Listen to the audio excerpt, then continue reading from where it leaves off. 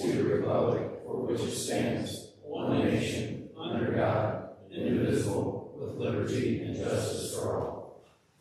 Alrighty, get a quick roll call, please. Mark. Here. Connie. Here. Grady. Volz. Here. Okay, we currently have 4 members present for Copeland and Bowles currently absent.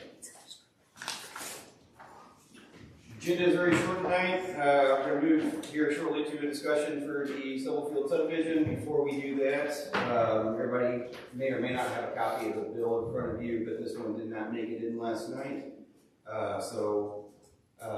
like your motion to pay this bill. This is for flooring and Missy's. She is not here. Missy's animal shelter. It was already approved, work is completed. We just need to check out the door. Motion by Holt, second by Grady to go ahead and pay the bill. All in favor say aye. Opposed. Bill is paid. All right, everyone, thank you for coming. We have some council members here this evening. We have some members of the planning and zoning here this evening. We have some supervisors with the city of Cuba here this evening. We have Cameron with Archer Elgin Engineering here this evening. Andy's back there, I think. Mr. Stubblefield is here this evening.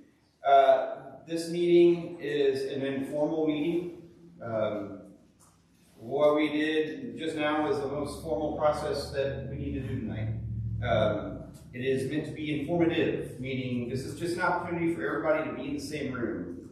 Councilman, myself, planning and zoning, our attorney, Mr. Stubblefield, our supervisors, as well as the engineer, just to learn and ask questions and figure out what the next step is on this project, okay? We're not voting for anything tonight. We're not making any recommendations or decisions tonight. This is just strictly informative, so that way everybody can kind of start getting their ducks in a row as we move forward.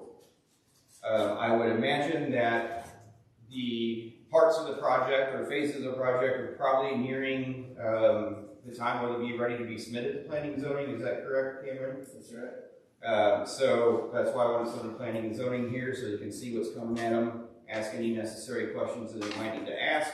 Then obviously a big part of that for the city of Cuba is utilities and infrastructure, and getting that from where it is now to where it needs to be and what that process might look like. So the supervisors are here to ask those questions as well. We have already budgeted some monies towards getting this project started on our end, but now we need to really start fine-tuning some things to get the ball rolling to make this a reality.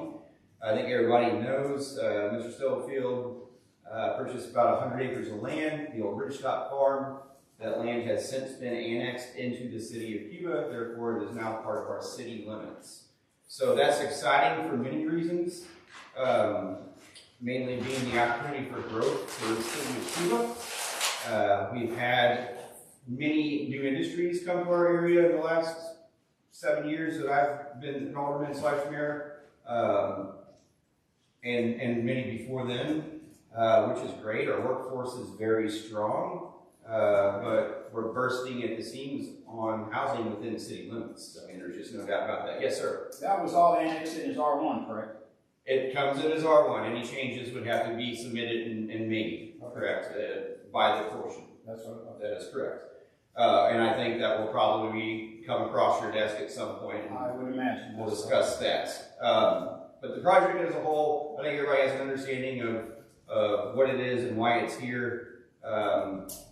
And really it's a win-win for the community in the long run. It's just going to take some time and it's going to be a bit of a process. So I'm going to go ahead and turn it over to Cameron with Archer. I think he's got some drawings and some phases and just some information for us to kind of help us figure out what our starting points are, more or less.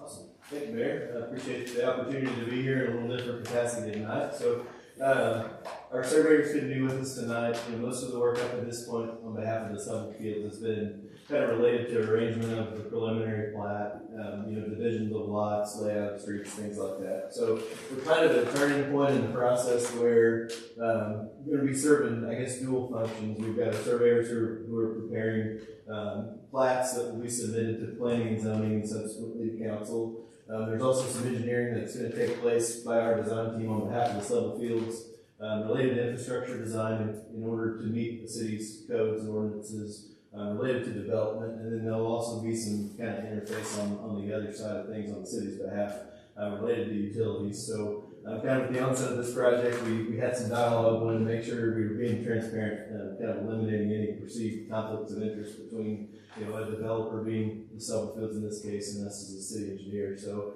I think there was a comfort level that we're to design the subdivision to the city's ordinances. Understanding that our design team intends to do that. But also kind of just wanted to take the opportunity tonight to share where we're at with the subdivision, kind of hit some of the high points related to the development itself, the nature of the development, kind of answer some questions related to utilities. There's been a little bit of preliminary engineering. It's kind of in its infant stages, but there's certainly been some dialogue with the utility departments as to how we're getting the different utilities to and from the subdivision, how we might serve it. So just kind of a quick overview. I know this is the first time this group as a whole has seen this plat and this plan, so I thought I'd kind of talk through some details, and then obviously here to answer any questions that might be related to either the city's ordinances or to utilities kind of as a whole. So just kind of a quick update. This is about a 70-acre development. Currently, we have submitted, our survey department has submitted the preliminary plat as of a few weeks ago, which is kind of the first step in the review process. So we had a pre-application conference with utility departments, kind of talked through some of the details, have submitted the plat since then. So the preliminary plat is indicating a total of 132 lots. That's broken into 2 phases. So one of the requirements is for us to show, kind of the general intent of all phases of the project, even if phase 1 is only being proposed now. So this plat does show the entire development, a total of 132 lots in the future. Phase 1 is shown as kind of the north third of the development. So it'd be the development from McLeod on the north, just south of I-44, to about the third point south of that. So it's the first 58 lots. The idea would be for the lots fronting the interstate to be rezoned as commercial. There'd be kind of an intermediate road just south of that with, I think, 4 more, lots 20 through 24 would also be proposed to be rezoned as commercial. Just one note there, the intent would not be to necessarily develop those right away, but to kind of reserve those if the commercial portion of the development would take off, we had some capacity to add some additional lots. But we've also oriented these that if they were to be used as residential lots in the future or split into residential lots, we want to make sure that utility easements and street layout supported that. So basically what we're looking at right now is as this process starts, there'd be a request to zone lots 1 through 6 and 20 through 24 as commercial. And then the remainder of those 58 lots would be zoned residential.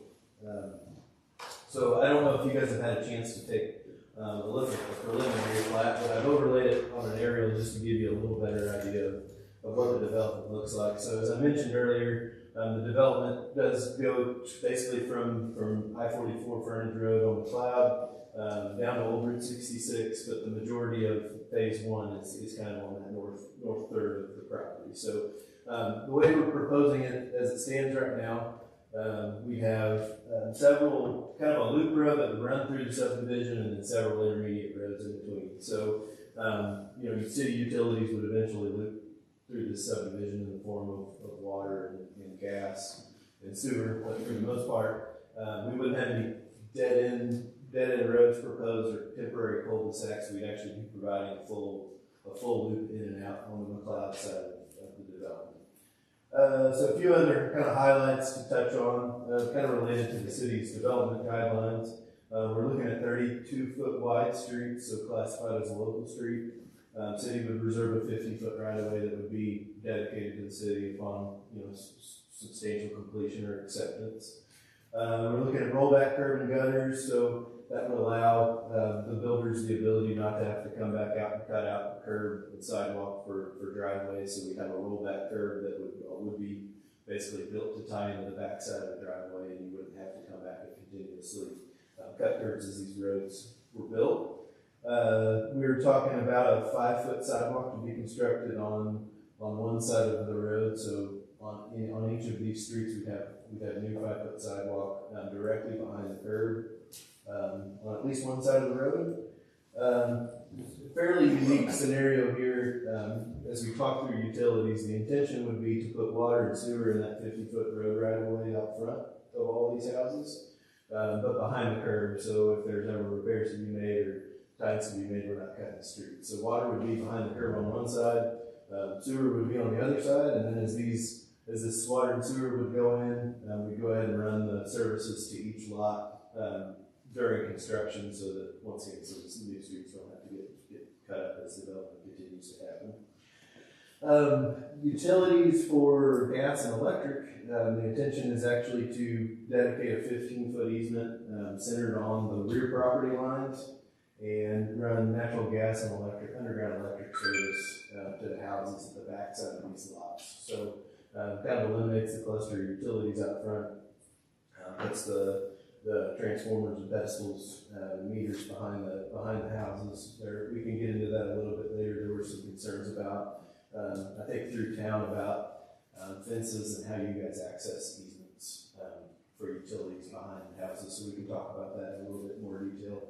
Some of the discussions that have been had. We're also going to have a fair amount of stormwater infrastructure just related to development to this level. So we're looking at dedicating two outlets for stormwater detention. One would serve all the stormwater runoff from phase 1. The second would be dedicated as part of phase 2 in the future. It's about a 3-acre outlet right now is what we're looking at. So that design has not been completed. I think the planning process would allow us the ability to gain some real estate there if we need to as part of the design between preliminary and final approval. But right now we've tried to oversize that lot just to make sure we gave ourselves enough room to get a functional detention pond built in that area to capture all the stormwater runoff from phase 1 of the development. So I know that's, this whole first phase flows to a little wet weather ditch kind of north and east from the site. We have done some topographic survey to make sure that is the case. So this detention pond would have to be designed to basically minimize your runoff or match your post-developed runoff to what gets into that ditch today. So that would be when we take the next steps for stormwater design. That ditch already floods. It's a low-lying area. We also have some sewer to contend with there. That will be where the sewer main actually would tie in as well. So there'll be some construction that happens kind of in that low-lying area too. So we'll have to do some analysis on that ditch and confirm capacities there as well as part of the design process. Any questions about kind of the development as a whole before we?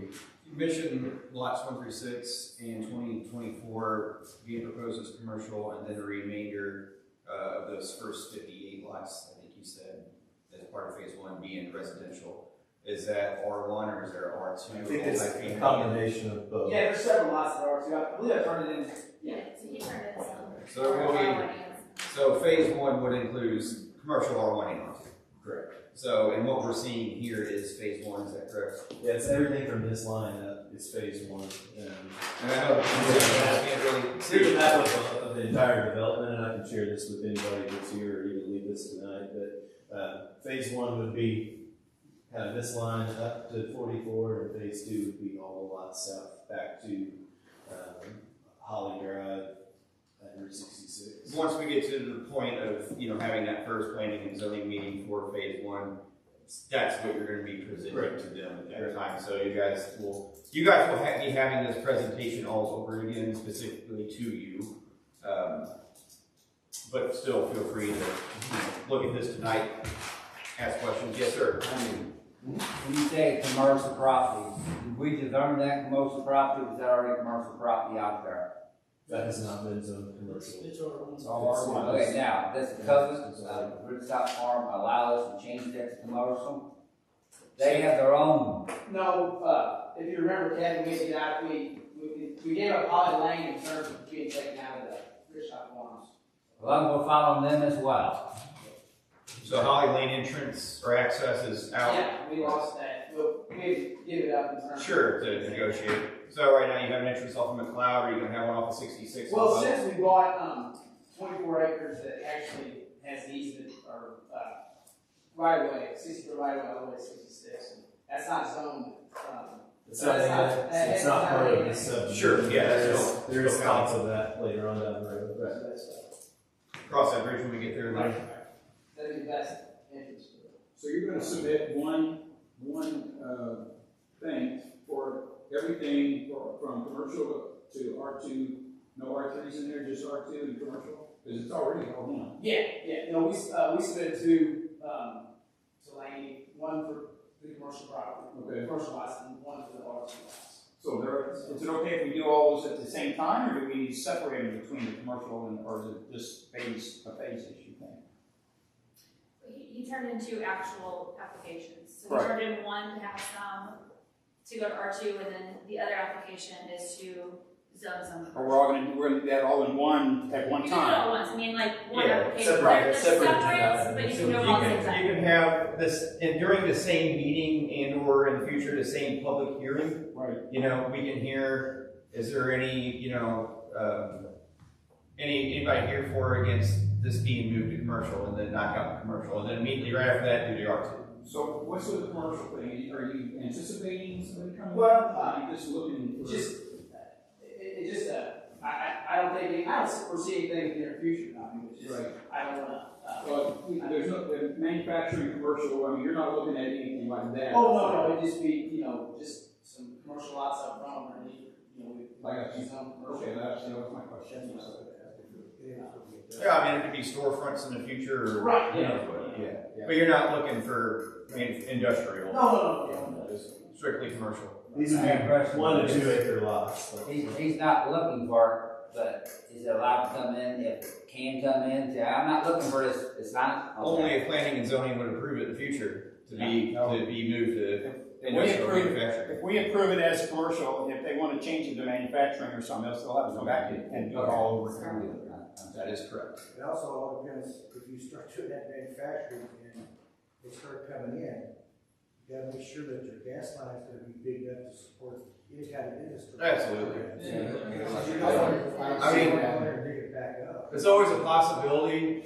I'm not thinking that you're probably interested in bringing in manufacturers on Yeah. 1 acre lots right next to a bunch of houses, but I think it hurt the value of it. Yeah.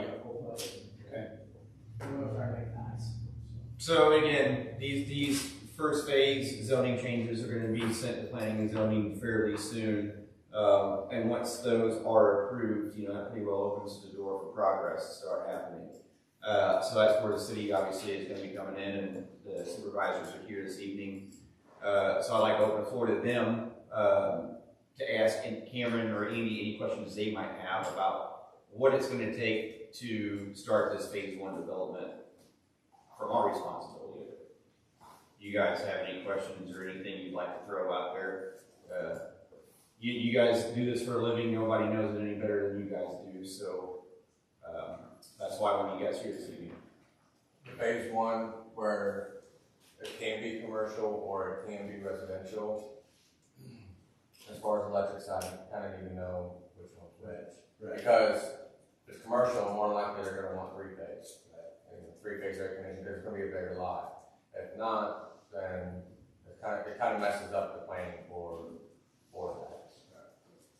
I think there's definitely some Yeah, correlation. he designated certain lots as commercial or what he wants. Or residential, because if they don't sell as commercial, they go to residential, then that 3-phase that's running through there is a waste of money. So there's probably a point where we need to sit down with Andy and yourself and just kind of talk about, you know, what those lots might be used for, and do we maybe would we bring 3-phase maybe only to that north row of lots and everything else that this subdivision is single phase. I mean, I know we're gonna have to take some educated guesses on those things, but that's a good point. We don't want to oversize the infrastructure through this development, you know, and it costs so much more money than it really needs to cost. Andy, do you have any type of preliminary plan? I know, again, nothing too detailed, but on how we're gonna get that electric from where it currently is to where it needs to be, from Yeah. point A to point B. Yeah, it's gonna go up 66 where the Chris and Sons towing is. That's gonna go up the highway there and cut into, I'll just set it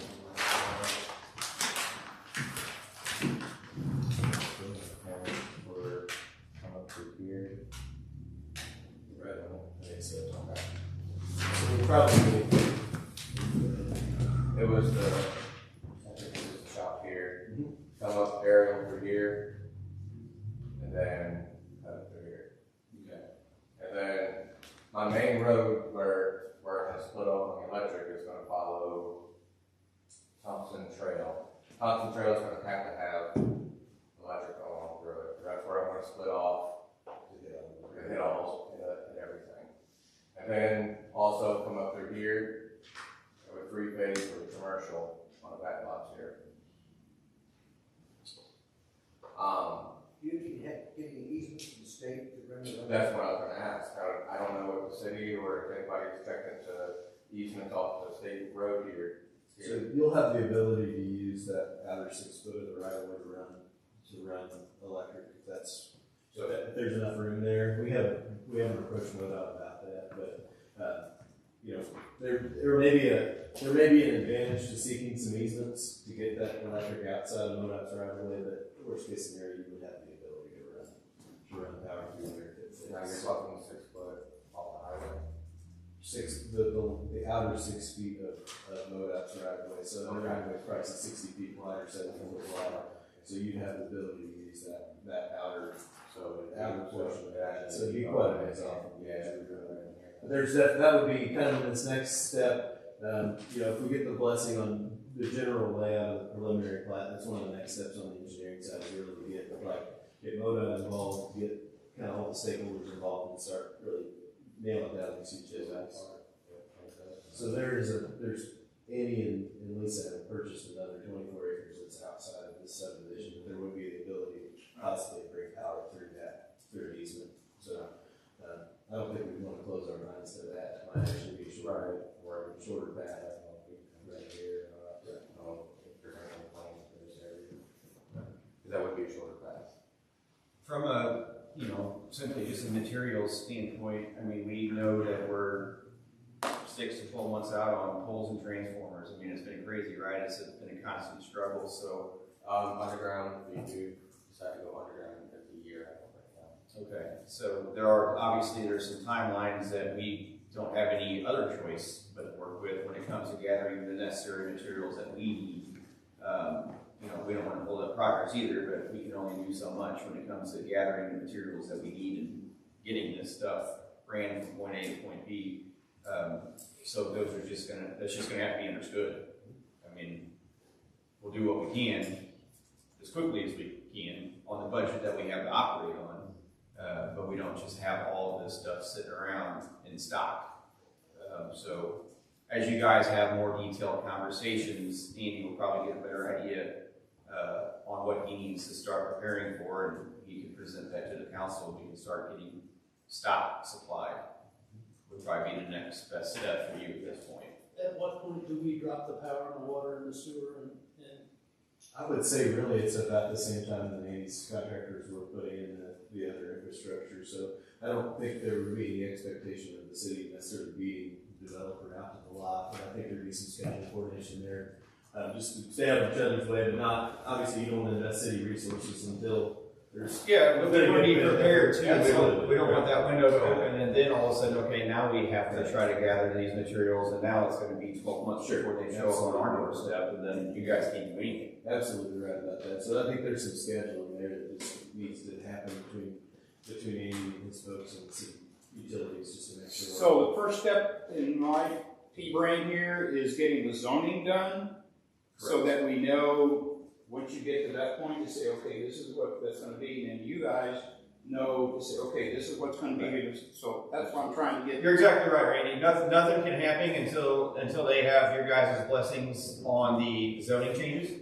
So again, I know it's been a while since we've done this, right? That's all right, I'm just trying to get the timeline down. We'll have the public hearings, we'll have 2 public hearings, Correct. right? And then once it's finally gone through all the motions, the council can ultimately Once take your recommendation. we get a recommendation, you guys do your approval or whatever the term is, then they know then the zoning has already been approved, and they can start doing whatever. start having those more detailed. That's what I was trying to get straight in my. Yeah, we don't want to get the cart before the horse. So until you guys give us a blessing, Okay. there's no, not a whole lot that we can do. Yes, ma'am. I really think the very first step is is that the city departments need to get together and determine do a strategic plan as to how much this is all gonna cost. Absolutely. Can the city afford this? And so what's the ROI, return on investment? I mean, you've got to look at, this is a huge project. It is. And so I think the departments need to get together to begin with and come up with a cost analysis and say, okay, so it costs X amount for electric, water, sewer, everything. Electric already has. Pardon? Electric already has. I can't. Electric department already has. You go underground. Every department needs to do that. Oh, absolutely. That's why I wanted them here tonight, is to Before we start figuring it out. determine whether or not we want to rezone this, can the city afford to do this, and is this going to move forward as planned, or is there some modifications we need to do? So, Sure. I think the city. The water needs to department take is the first also, the water department has also got with the engineer. And we know what it costs to do this first phase, about what it costs to get water into the subdivision from one end, from the cloud. But that doesn't include a loop that needs to be added in if you're gonna add the whole subdivision. And that's what I'm saying, so we need a total cost analysis of what this is going to be before we even take this into the planning and zoning committee. So the city knows exactly what the cost is and what's the return on investment. Totally agree. We got to know how much it's going to cost us and what materials we're going to need because we're going to have to order this stuff. We just don't have it. And locked in, not estimates, locked in, this is how much it's going to cost. Do we have a I don't think there's any way set in stone? that you're gonna be able to have anything locked in. Our responsibility is to custom You can have sew something close. and something like this. No, I'm sorry, what we've seen in the last 2 What years. is our Well, responsibility no, okay, actually? you We have have to to have sound someplace. So we're researching that too in the meantime, going through our ordinance and finding out exactly what is in city ordinance as far as this is what the city will do, this is where we'll take it, this is where we'll stop. So that's a great point. So one step that we talked about for the last 6 months, even since Craig was here, was there needs to be, so there will be a preliminary plat submitted to planning and zoning, kind of in the spirit of what we're talking about tonight.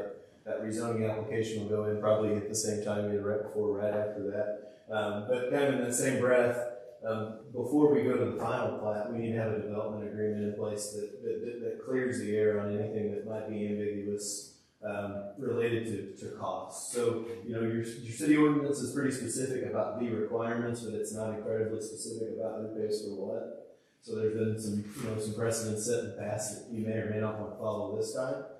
So kind of real quickly to kind of talk through the conversations today. None of this is set in stone, but the things that we would expect to see in that development agreement. We would expect the developer to be responsible for street construction costs up to your standards. So the grading, the base, the paving surface, whether that's asphalt or concrete, falls on the developer, as well as the sidewalks. So basically curb and gutter, streets, and sidewalks would be the cost of the developer. Based on what we know or what we've talked about today. The water and sewer within the subdivision, so the city would be responsible to get water and sewer to the subdivision, but the actual water and sewer that I talked about being in the new street right away would be the developer's responsibility as well, and that includes the services to each of those lots across the streets. Stormwater would be the responsibility of the developer. There'd be some conversations to that as to whether that detention pond gets dedicated to the city, I think upon completion, and the city maintains it, or whether that remains the responsibility of the homeowners association or someone in the subdivision. Those are things we want to touch on in that agreement. We talked about natural gas and underground electric have traditionally been city provided, so city constructed both materials and labor, at least in theory, would be the responsibility of the city unless that development agreement would say otherwise. A few of the other little nuances we've talked about, the ordinance is a little vague on street lighting. I think with electric being at the back of the lots and not wanting to be redundant and have more cost to that, we've talked about putting a deed restriction in this subdivision to provide like mailbox lighting, brick mailboxes with security lighting in them. It would be the responsibility of the homeowner instead of having a separate underground electric loop that the city had to maintain for street lighting. But those are things we want to touch on again too. We've talked about fire hydrants. The city has some certain hydrants that they like to use. We thought there would be the city would furnish those, and the developer would have to be responsible for the cost of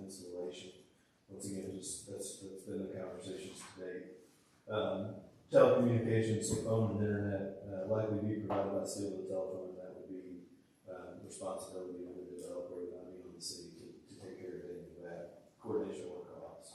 And then street signs would be furnished and installed by the city, traditionally. So, once again, none of those details are necessarily set in stone, but based on conversations with utility providers and Bob Baldwin today, that's kind of where we've landed on what we expect those costs to be. I don't know if you want to add anything to that, Andy. No, this kind of falls in line with what we talked about. I mean, just off the top, it seems like a pretty fair balance. We'll just want to see how it falls in line historically with other developments. Yes? Should that not all be in writing, so that? There would be. Absolutely, it would. That's what he's talking about, a development agreement. There's a two-step process. So we have to submit our surveyors have to submit a preliminary plat that kind of tells you, here's generally what we want to do, here's the number of lots, here's the use, here's how the streets would be laid out. By approving that as planning and zoning, you only approve it to go to the next step. So it doesn't become a subdivision yet. Those lots aren't platted until that final plat is submitted. So with that final plat, I think you want to see that development agreement in hand with that submission that says, here's developers' responsibilities, here's city's responsibilities. And then that would, so you wouldn't approve the final plat until everyone was satisfied with that. We just recommend approval or just. Right, sure, exactly. But how can they quote these things if they don't have this agreement to know exactly what everyone's going to be paying? I think, I guess the first conversation, this is my opinion, but the first conversation needs to kind of be amongst the group is what's being proposed or talked about here tonight reasonable, or are there some of these things that we do need to revisit? And then it'd be up to, to Lance to work with the city to develop that contract or that agreement with the developer that would go in hand with the next submittal. So, I think we generally have utilities laid out enough to know, spouting off numbers, but there's 3,000 foot of water line and 2,000 foot of sewer line. So we can get some pretty decent ideas of what those materials cost right now without having a perfectly hard estimate or a hard bid. But we certainly would want to know, whose pocketbook are those things coming out of, so you can kind of make an educated decision, is this fair or not? So, on one hand, you've got a developer willing to invest X million dollars in this development, and it's going to cost the city, X tens of thousands or whatever that is, but you need kind of the ability to compare those side by side and make sure you think it's fair. So that would be one of the next steps kind of on our end to work with the group collectively and kind of come up with what those responsibilities look like. And I think with everything going underground, it's going to be exponentially more expensive, not only to install, but to maintain as well. That's right. So we need to take a hard look at whether we're willing to do that underground stuff. Underground electric, about 2 miles worth of wire. And that was brought up. I mean, obviously, you want to work with everyone involved. Your ordinance says everything in the subdivision needs to be underground. That doesn't mean you couldn't revisit that ordinance at some point, assuming that Andy wasn't opposed to it. But right now, the ordinance says you're going to put in redevelopment guidelines say it's underground. Brand new subdivision, you move on that electric. Right. But does the ordinance say we're going to do it or you're going to do it? The electric, the city does the electric. All the way to the house? Well, To the meter, typically. I'd be interested in trying to see what other previous development agreements look like that we might have laying around. It's been a while since we've done this, it really has. As well as definitely do a deep dive into our ordinance, just to make sure everybody's on the same page. I agree 100%. No doubt there's going to be some costs associated with it on our end. We've agreed to annex the property. The benefit to that, don't forget, is that this development has to be done by city specs and maintained by city specs. Whether Andy owned the property or anybody else in this room or some guy from Chicago, Illinois bought that piece of property, it could have remained in the county, right? And then it could have been developed. And what would that look like? There are no specs in the county. There are no zonings. There's no planning. There's nothing. They can literally run sewer pipes out the back door. And none of us wanted that. right? So that was one of the main driving factors of agreeing to annex this property in. Is yeah, we know it's gonna cost to develop this. It's gonna cost the city money. It's already cost the developer lots of money, I imagine. That's a risk he took, right? We can only operate on a budget that we have in front of us. We can't just pull money out of thin air. But, you know, I think we all want to try to make this work and be good partners the best we can, because again, in the end, it's going to be a win for everybody. Nancy mentioned ROI.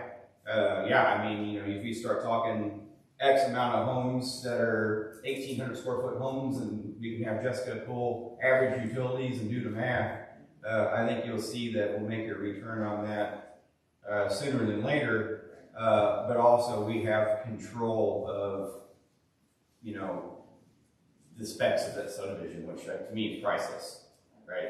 We don't want it to become nothing against it, but you know, somebody else could have bought it, left it in the county. It could very well have been a 100-acre trailer park, and the landlord just wouldn't have cared as long as he got his rent. And then what? You know, and that's something that I think we all wanted to avoid. I got a question. Yes. You say that first part is phase 1 up there, all that up there. How are you gonna access that? So it'll be an access stop. The main park point out there will be off of the cloud. So it's you. Traffic's going up. Thanks for reminding me. That road isn't big enough, is it? It's not in great shape. That road is not big enough to have trucks running up and down that street. It's really big enough for a car. I have to pull over and let some of the cars go by. Yeah, we may have to do some work to the street. That's county road. That's county road. There's a section of it, I think it is county, right? City stops up at, Factory Park. Yeah, where it stops. Yeah. And the rest of that's county road. But even with the city's portion, it's pretty small, you know, pretty narrow. Any thought about that when you start having developers running up and down there, dump trucks? Do you know what type of easements we have? If there's any space available along the cloud, Denny? I'm not sure, I think that's 40-foot easement down through there. Where we could lay a little bit more if needed. That was probably 24 foot. I think, should have 40-foot easement, but I don't know that for sure. But yeah. Something you may look into if you don't mind as part of your homework on this project. You know, inevitably, whenever this is a subdivision, it's going to be a lot more school bus traffic and things like that. We want it to be safe. We don't want school buses being run off in the shoulder or anything. So we may have to look into, forecast for, and budget for widening that road. You know, It should be a win-win, because that road needs to widen for years. Sure. You got Pear Tree Park, you got the subdivision that Kevin and Doug built. That road gets a lot of use. It does. And it is a narrow, I would hate to have my kids walk on that road. Right. And there's a lot of people who kids do that now. There's a lot of people that walk that road. Mm-hmm. So that's something to consider. That's a great point. Warren, great point. So these roads are the responsibility of the developer, like you said. To build, and then they'd be turned over to the city for perpetual maintenance. Okay, but the initial surface would be at the Developers. developer's discretion, whether it wants blacktop or. Right, which would either have to be asphalt or concrete. Correct. Right. And So your, can't remain gravel dirt roads either. your ordinance specifies a minimum amount of base route and a minimum amount of asphalt, and anything better than that is, you know, discretion of the developer, which there is some talk about for the street potentially. Denny, while we're on your topic, your department, do you have any other concerns? I mean, it sounds like a lot of the streets within the subdivision at first are going to be on responsibility of the developer. No, it will be no expense to us at all on the road that they put them in, our that, and we take them over. Right. So it's nothing. Just more stuff, just more to scope out eventually. Right. And you're probably looking at 12, 15 years before the road actually going to be started. Right. Keep add to our 5-year plan. Yeah. How would that work if it's concrete and not asphalt? I prefer the asphalt, Okay. because we work with asphalt than we can concrete. Right, yeah, I understand that. I think it's a little bit cheaper going with asphalt too. I like the curb, the rollback curb, they work good. We've got them in other places, and they work perfect. It keeps it smacking tough.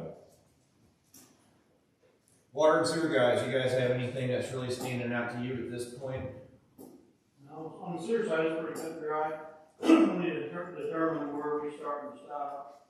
Because I think Eden owns all that.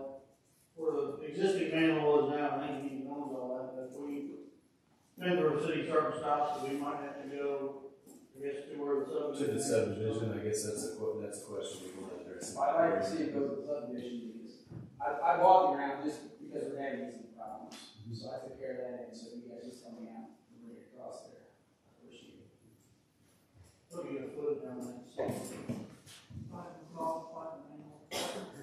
The water's at the cloud out there by the interstate, so it's already there. It's a 6-inch main that comes up that street. And we also have a road board that goes underneath 44. And I was hoping it was 8, but I don't think it's 8 going underneath the interstate. We don't really know exactly what that is. But we know it's only fed from town 4-inch. But then it comes across the interstate at least 6-inch. What we was proposing to do through the subdivision to have Andy put in was 2 pipes going through the subdivision to start with, coming off of McLeod. And we give them 2 separate taps off of McLeod. And then that way we have, he's been talking about loops in his presentation. You know, the first stage, that way you can loop the first stage back into McLeod. We're virtually in the same spot that we're tapped off of. But if you have a loop, you can keep the water fresh. Oh, absolutely. Yeah. We need that to start with. We have enough issues with dead ends now. We don't need to add more. He's going to check. We had a hydraulic valve done on the whole town. He's going to check what the benefit would be of having one of them loops going down one of them streets being an 8-inch pipe. Because eventually, I want that 8-inch pipe to come out to 66, and I want to run a new 8-inch pipe from tower number 1 all the way out there. And he's got that proposed. We've submitted a grant application. That was one of the priorities that was submitted through the ARPA program. It was an alternate. There was mutual benefit to doing that to multiple parts of town, but that leg was submitted as an alternate as part of that ARPA grant application, which we haven't heard yet. As to whether we're successful. So we're trying to engineer this whole project to benefit the city. Eventually, it would be nice to have a loop that connected McLeod through this subdivision to 66. There's great benefit to everyone on that side of town if we can figure out a way to make that happen. And if, as part of this process, if it looks like, this subdivision requires a 6-inch loop to provide, fire flow and domestic flow, but maybe it makes sense just community-wide to put in an 8-inch on one of these legs. We can analyze the cost difference and just decide, is it worth, paying that premium to have a developer put in a bigger main to benefit the rest of town. Maybe it's $1 a foot, but that's cheaper than $60 or $70 a foot having laid a new main. So those are conversations we need to have as we get further into this too. So that way, if one of the commercial lots becomes a pretty big building, you'd have fire protection if they were to put a sprinkler system in. Sure. And you'd have it looped to where you'd have adequate supply. Even on the first stage, it's going to be kind of questionable on the first stage. But once we get the second stage built, and we get down to 66 back into town from tower number 1, we would have it. That's a lot of money on that. To loop it in down to 66. So you're planning to do that? Well, We're gonna depends on the grant. So as part of so that is not currently in the city's budget. We have submitted a grant application for multiple water projects through the infrastructure bill that was passed. We haven't heard if the city of Cuba is successful there, but that is one of the projects we've asked for grant. Yeah, we sure hope to be successful. I mean, we submitted for a lot of free money. And we'll continue to do so as that opportunity presents itself. But we did a water hydraulic study for the city's entire system, and I think we determined there were 7 or 8 high priority water projects. That was not the one at the top of the list, but that was maybe at the top 5, and that's what we submitted the grant application on. But we are tracking that, and as part of kind of the next steps of engineering, sizing sewer, sizing water, helping size electric, like those are kind of the next steps to make sure we're putting the right utilities in the ground before the city's asked to approve the development. Yeah, I mean, we only want to do that once if we can help it. Right. So talking timelines, I mean, you know, so far up to this point, it's just been a lot of hypotheticals, but I think we're inching closer and closer. You know, where are we at, per se, to where you guys think you might be ready to submit the planning and zoning, just for the zoning changes, step one of this? So I think really the preliminary plat, which you'll see here, the preliminary plat and the zoning requests have been submitted to City Hall, so. They should have. Okay. So basically, we'll probably be putting that in paper and getting those postings out soon.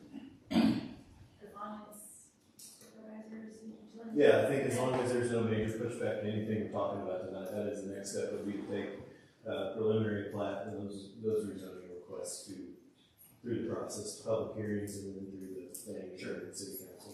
How large are those lots? I'm just kind of looking at the numbers. You said it's a 100-acre piece of property. So this subdivision, the subdivision, I think 72 acres is being proposed to be developed right now. The commercial lots out front vary between an acre to 2 acres. And then all of the residential lots are a quarter acre and up. So there's really there's no tiny lots here. We're looking at a quarter acre to a third of an acre for the majority of them, and then there's some lots that are upwards of half an acre to an acre in different places. So the thought would be a lot of the room would be set up for single family kind of starter homes, would have nice yards there. So like the majority of this cluster of lots, the typical size there is about a quarter acre, and then you see some of these others as a part of phase one that are, you know, a third to half an acre. My eyes are terrible. Are those last ones that you're going to do, are those multi? These would be some of the R2 units. Then these would be the single family starter homes that we were talking, you know, roughly quarter acre lots there. Are you gonna put restrictions on the size of the home, minimal size? So Andy and Lisa have prepared some proposed covenants and restrictions for the subdivision. It includes house sizes, building materials, garage requirements, all those kind of things. So there is a draft of that document floating around. I think at some point you'd probably be happy to submit that. Let everyone look at it just to make sure the restrictions seem reasonable. But certainly they intend to do that as part of the subdivision as well. So you have our early warning system out there? That would I would have to have a sound study done to determine if we need one out there. The current system is 1 mile wide per siren, so we're going to be kind of cutting it close in that area. But that would probably be one thing I would have to do as a sound study. What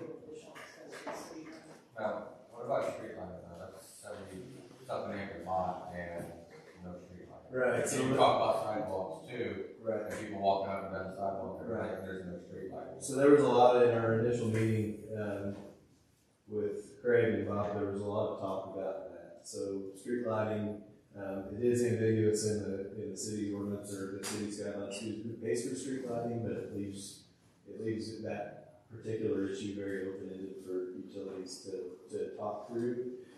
Thought having electric in the rear of the lots doesn't lend itself well for having, you know, a separate power loop out front that would have to power the street lights. So I think Andy's agreed, it seems reasonable to this group to put, to require each lot to have its own brick mailbox with a security light that would have to provide ambient light in the subdivision, as well as I think we talked about a light, like a dusk call light on the houses themselves. Yeah.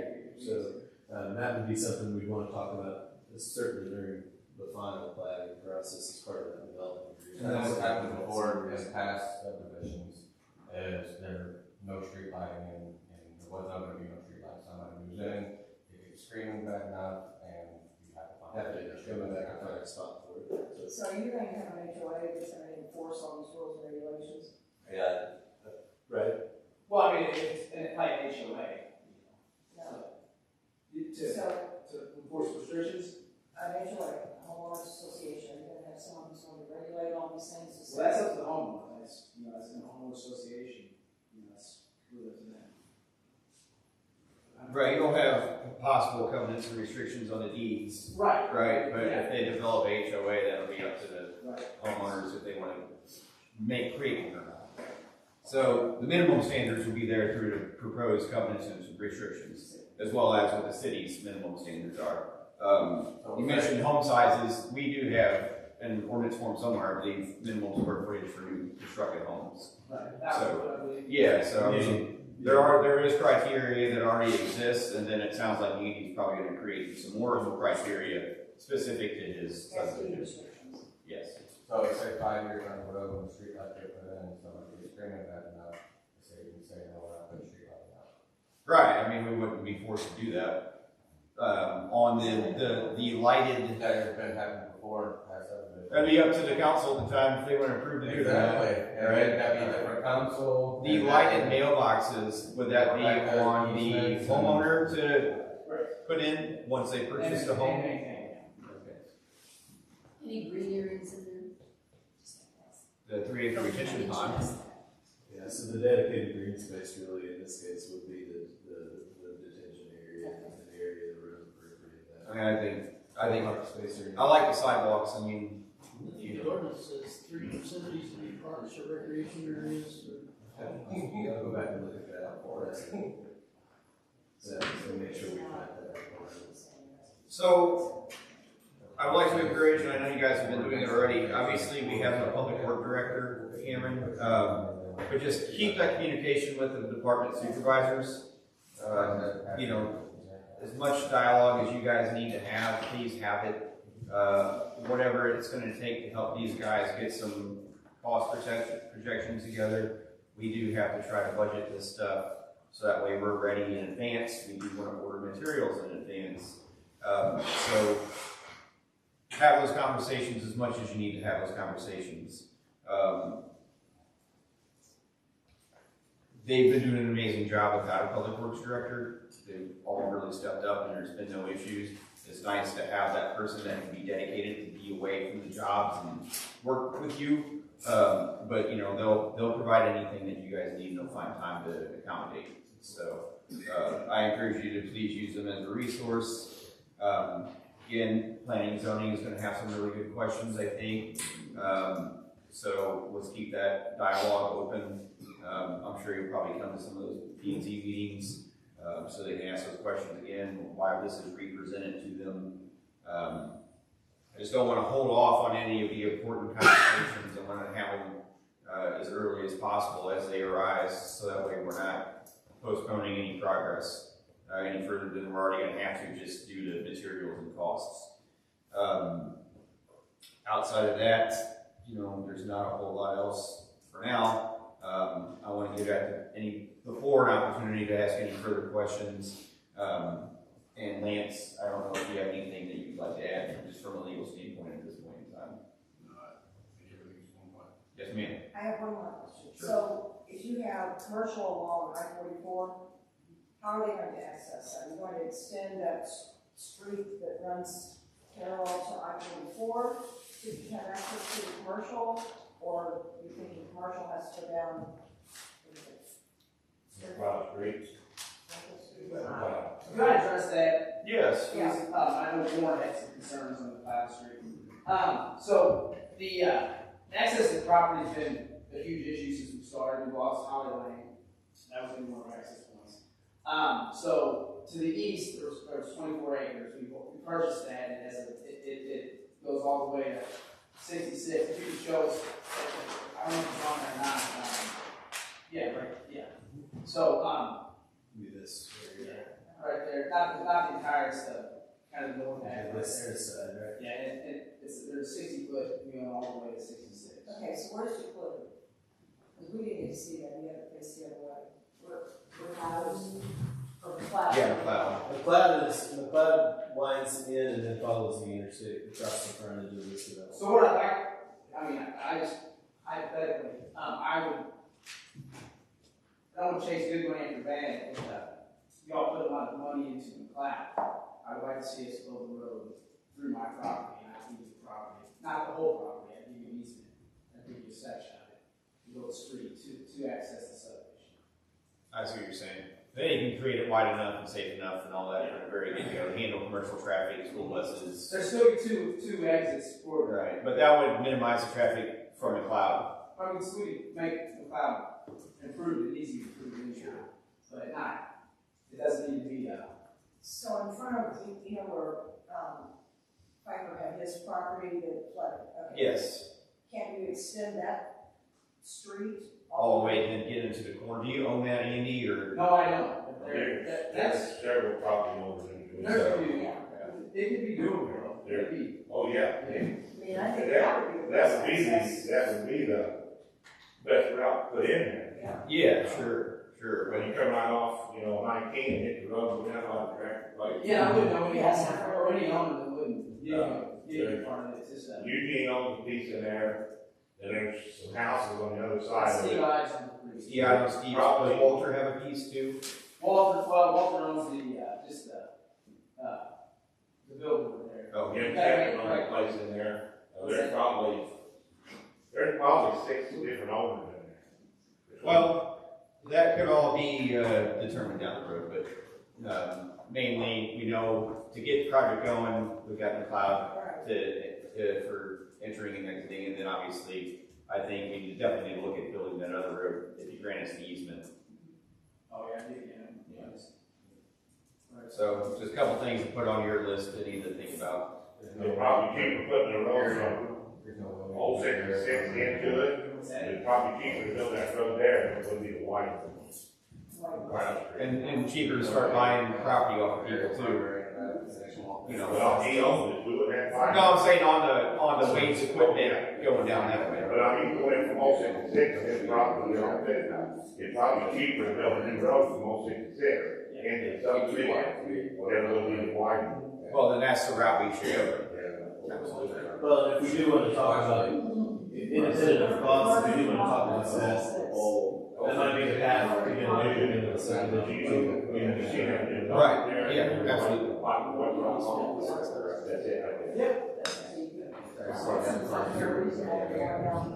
Major infrastructure makes a lot more sense.